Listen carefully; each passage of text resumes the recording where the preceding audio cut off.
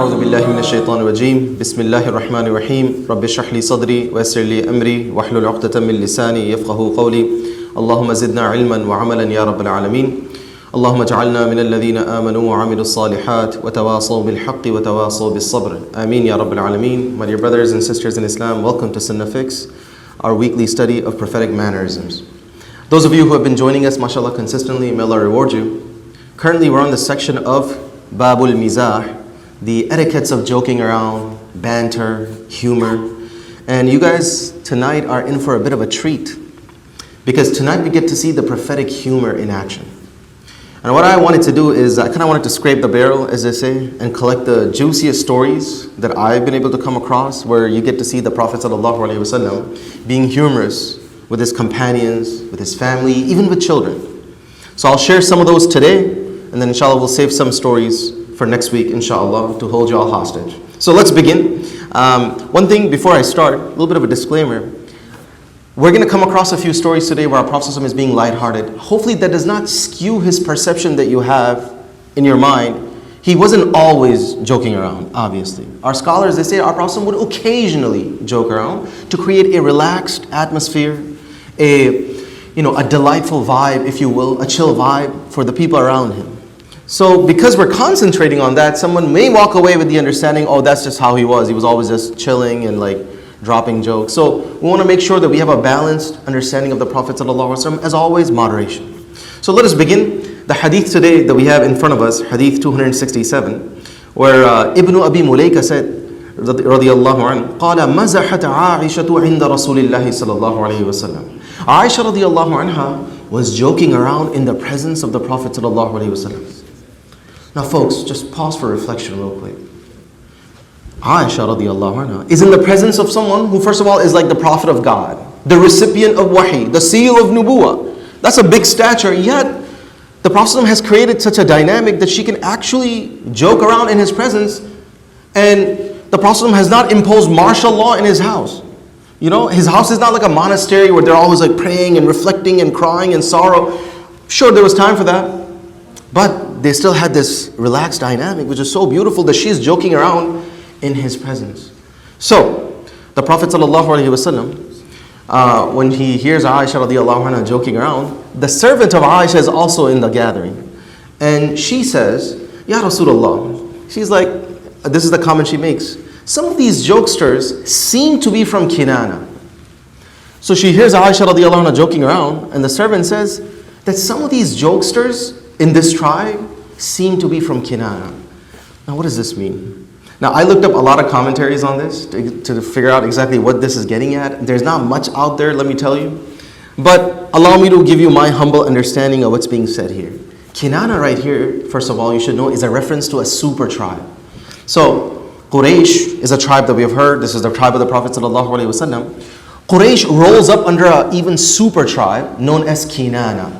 So if you know the lineage of the Prophet ﷺ, you'll hear the word Kinana in there. It crosses through there. So a little bit about the lineage of the Prophet. هو محمد ابن عبد الله ابن عبد المطلب ابن هاشم ابن عبد مناف ابن قسي ابن كلاب ابن مرة ابن كعب ابن لؤي ابن غالب ابن فهر. Fihr right here is a name of Quraysh. Some used to say Quraysh was a laqab of this man named Fihr ibn Malik. If you keep moving up, Fihr ibn Malik ibn Nadr ibn Kinana, Kinana ibn Khuzaymah. Kinana right there, this is the super tribe that's being referenced here. And if you guys know the famous hadith of Sahih Muslim, what does the Prophet say about Kinana? He says, إِنَّ اللَّهَ اصْطَفَى كِنَانَةَ مِنْ وَلَدِ إِسْمَعِيلِ. Allah chose Kinana from all of the children of Ismail, radiyallahu anhu.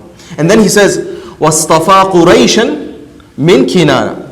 And he chose the sub-tribe of Quraysh from all of Kinana. And then, وَاصْطَفَى بَنِي هَاشِمْ مِنْ Quraysh. And from all of the Quraysh, he chose Banu Hashim.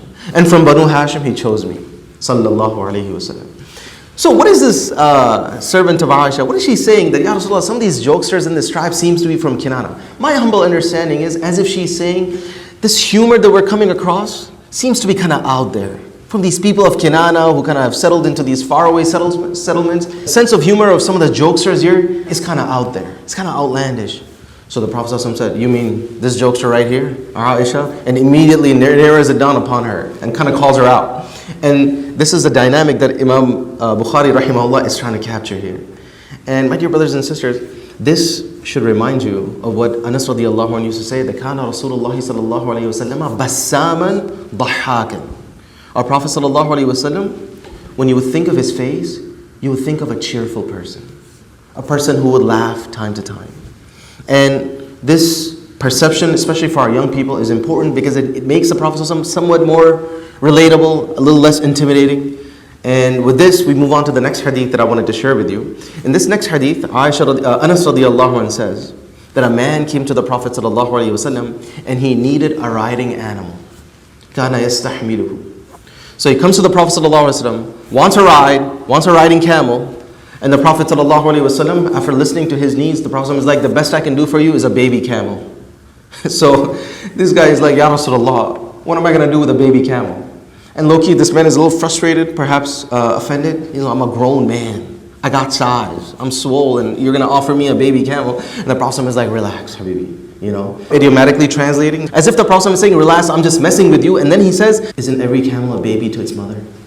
Notice here, joking around, but he's still truthful. La aqulu illa haqqa. And that was the style of the Prophet ﷺ, to not go so out just to make people laugh that you start fudging with the truth. You start importing lies. Sallallahu alayhi wasallam. Now, what I wanted to do for the remaining time that we have here, can I share with you just a few more incidents where our Prophet sallallahu alayhi wasallam is having fun with his companions. I want to share with you maybe 3 to 4 stories, and inshallah, we'll call it a day. So, allow me to share with you another story that I came across in the Musnad of Imam Ahmad and Abu Dawood. Fascinating story. So, once Abu Bakr radiallahu anhu came knocking on the door of the Prophet sallallahu alayhi wasallam, and to his shock, he hears the voice of Aisha being raised in the presence of the Prophet sallallahu alaihi wasallam.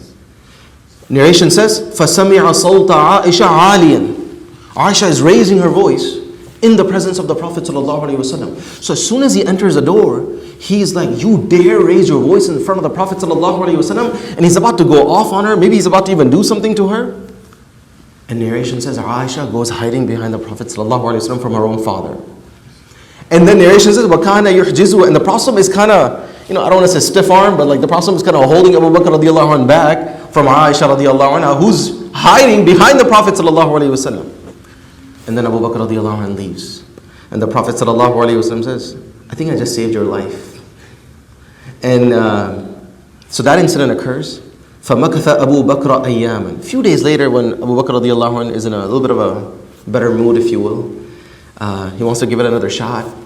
He comes knocking on the door of the Prophet ﷺ, and this time he finds, he could hear that they're laughing, they've kind of made up, things are chill. And this time he knocks on the door, and then he yells out from the door outside. He's like, can I join y'all's party as I joined y'all's war earlier? Can you let me in a little bit? In your happy times as you had allowed me in your not so peaceful time? So the Prophet ﷺ responded, he's like, قَدْ فَعَلْنَا أَهْلًا. Welcome aboard, man. Welcome aboard. So this was another incident where the Prophet ﷺ had this beautiful, wholesome moment with his companions and with his family. The second story I'd like to share with you, this one is unreal. Like, it floors you when you hear it for the first time, that this is happening in the presence of the Prophet ﷺ, and he's humoring it. Narration comes in Nasa'i, Rawahu Nasa'i fi Sunan al-Kubra, and Abu Ya'la in his Musnad, that once Aisha radiallahu anha, she came to the Prophet sallallahu alaihi wasallam, and she made this special dish for him. They call it khazira, which is like a meat dish, if you will. And the Prophet sallallahu alaihi wasallam is with Sauda, another one of his wives. So Sauda is standing, Aisha radiallahu anha comes with this dish, and the Prophet is in the middle. He's kind of, if you will, mediating between the two. Aisha is holding this dish she made specially for the Prophet ﷺ, and now she's face to face with Sauda. And the wives of the Prophet ﷺ, they have an interesting dynamic. There's a little sense of protective jealousy there, and they always try to one-up each other. So Aisha calls the bluff of Sauda. She's like, Kuli, you better eat from this, she says. I made this dish for the Prophet ﷺ, and you better eat. Fa'abat, Sauda says no. So Aisha doubles down. She's like, you will eat from this dish, or I'm going to smudge this all over your face. أَوْ لَأُلَطِّخَنَّ وَجْهَكَ. Sauda says no. So Aisha puts her hand in the dish, and she smears it all over the face of Sauda in front of the Prophet ﷺ. Now what's the reaction of the Prophet ﷺ? Low-key food is somewhat being wasted. And she's being low-key aggressive in this manner. Narration says, فَضَحِكَ النَّبِيُّ صَلَّى اللَّهُ عَلَيْهِ وسلم. The Prophet laughed. Ajib. And then the Prophet also puts his hand in there on behalf of Sauda, and he's like, you need to get back at her. Shockingly. The narration says, فَوَضَعَ بِيَدِهِ لَهَا. He puts his hand a little bit, kind of encouraging Sauda, you need to get even here. And they're laughing together, and they're enjoying this beautiful moment when Umar bin Khattab passes by. Now you know Umar, right? And Umar is like, Ya Abdullah, Ya Abdullah, what's going on here? And the Prophet ﷺ thought Umar is about to kind of barge in, and he tells the two ladies, you all need to hurry up and wash your face before Umar enters. So they kind of scrambled and tried to wash their face. And Aisha says, I never lost my haiba for Umar since that day because of the haiba I saw the Prophet having from Umar. Did you get that? She's like, Ma ziltu ahabu Umar. I never lost my haiba in this reverential fear for Umar when I saw the Prophet ﷺ even being sensitive to the commanding presence of Umar. Radiyallahu anhu. So that was another beautiful little incident the Prophet ﷺ had. I take a step back sometime. And when you listen to these stories, it's easy to forget this is the same Prophet of God who's leading armies. This is the same Prophet of God who is leading Taraweeh. He is the same Prophet of God who's also the judge. Despite wearing so many hats, he can kind of compartmentalize and still be chill with his family. It's amazing. And being able to toggle in and out. And there's time for this and there's time for that. That is the hallmark of a believer. That you're not, what's the word I'm looking for? You're not a one-trick pony. You're not siloed in just one mode of existence. You're able to kind of shift around and carry different modes of existence. In the Musnad of Imam Ahmad, we have a servant of the Prophet ﷺ. His name is Safina. Safina means what, y'all? You guys know what Safina means? What would you say quickly? Safina is a ship, yes? Now his real name, according to the narration, is Mahran. Some say Ruman. A variety of different names are given. So this servant of the Prophet ﷺ, he tells us once we were traveling with the Prophet ﷺ, and he's a servant, so he says that anytime someone is carrying too much luggage, if it was too much for them to bear, they would just put it on me. And that kept happening. People, they got too much, they packed too much, and now there's extra luggage that they can't seem to carry, they're just putting it on him. And after a while, he's like, I took on so much luggage that I can barely move. And then the Prophet ﷺ passes by.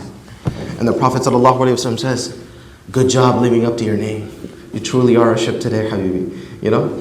And this was a lighthearted comment the Prophet ﷺ made. And then last but not least, maybe even saving best for last, this is a famous story that many people have come across in the different khutbahs that they have listened. In the Musannaf of Abdul Razak and others, this narration comes to us. The famous story of Zahir.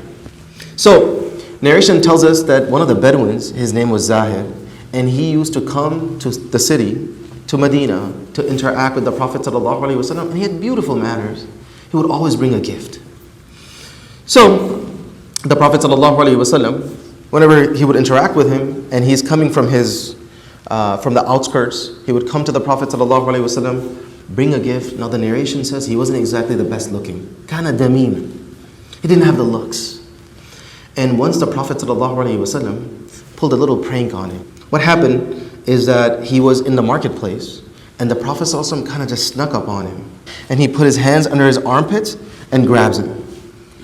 And he obviously, initially he just freaks out. He's like, let me go. And then he turns around, oops, that's the Prophet of God. And then the Prophet ﷺ turns him around to his customers, and the Prophet ﷺ says, this man is for sale.